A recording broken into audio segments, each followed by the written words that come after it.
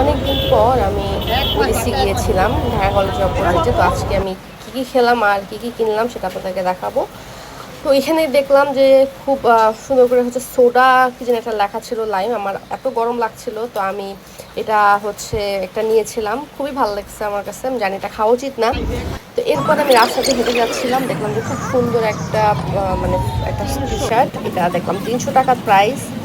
এরপরে আমি চলে গেলাম হচ্ছে ঢাকা কলেজের অপোজিটে। এখানে গিয়ে আমি হচ্ছে আমার জন্য কিছুটা খুঁজছিলাম যে আমি হচ্ছে তার পরের দিনই হচ্ছে একটা রিসোর্টে যাওয়ার প্ল্যান ছিল। তো আমি একটা সুন্দর একটু গাউন টাইপের অথবা কোনো একটা শার্ট টাইপের এরকম একটা জিনিস খুঁজছিলাম।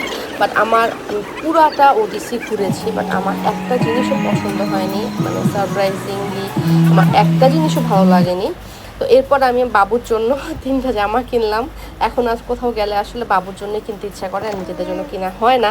এই তো আল্লাহ